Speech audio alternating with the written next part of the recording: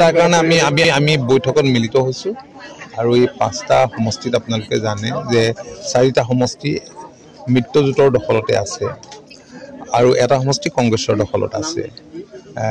গতিকে আমাৰ লক্ষ্য হৈছে গোটেইকেইটা সমষ্টি এবাৰ মিত্ৰজোঁটৰ দখললৈ অনা। তাৰ কাৰণে চেষ্টা চলিব আৰু আমাৰ দলীয় পৰ্যায়ত এই কথাখিনি বিস্তৃতভাৱে আমি আলোচনা কৰিছোঁ। প্ৰাৰ্থীটো সম্পৰ্কে এতিয়ালৈকে আমি ঠিক কৰা নাই কোন হ'ব প্ৰাৰ্থী, কিন্তু আমাৰ দলৰ প্ৰাৰ্থী থাকিব। দেখা গৈছে যে কালি বিজেপি ভৱনত মুখ্যমন্ত্ৰী ঘোষণা কৰি কৈছে 26লৈকে বঙাইগাঁও সমষ্টিৰ অগপৰ দখলত থাকিব, কিন্তু 26ৰ বিধানসভাত মই নাজানো তেখেতে কি কৈছে, মই শুনা নাই, সেই সম্পৰ্কে মই নাজানো। তাৰ কাৰণে আমি বৈঠকত মিলিত হৈছোঁ আৰু এই 5টা সমষ্টিত আপোনালোকে জানে যে 4টা সমষ্টি মিত্ৰজোঁটৰ দখলতে আছে আৰু এটা সমষ্টি কংগ্ৰেছৰ দখলত আছে।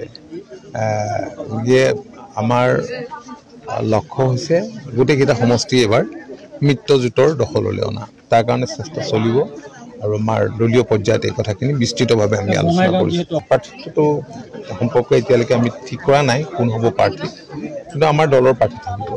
দেখা গৈছে যে কালি বিজেপি ভৱনত মুখ্যমন্ত্ৰী ঘোষণা কৰি কৈছে 26লৈকে বঙাইগাঁও সমষ্টিৰ অগপৰ দখলত থাকিব, কিন্তু 26ৰ বিধানসভাত মই নাজানো তেখেতে কি কৈছে, মই শুনা নাই, সেই সম্পৰ্কে মই নাজানো। তাৰ কাৰণে আমি বৈঠকত মিলিত হৈছোঁ আৰু এই 5টা সমষ্টিত আপোনালোকে জানে যে 4টা সমষ্টি মিত্ৰজোঁটৰ দখলতে আছে আৰু এটা সমষ্টি কংগ্ৰেছৰ দখলত আছে।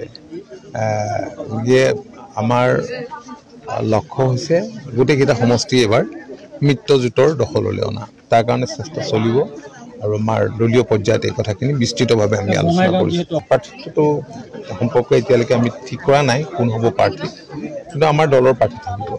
দেখা গৈছে যে কালি বিজেপি ভৱনত মুখ্যমন্ত্ৰী ঘোষণা কৰি কৈছে 26লৈকে বঙাইগাঁও সমষ্টিৰ অগপৰ দখলত থাকিব, কিন্তু 26ৰ বিধানসভাত মই নাজানো তেখেতে কি কৈছে, মই শুনা নাই, সেই সম্পৰ্কে মই নাজানো।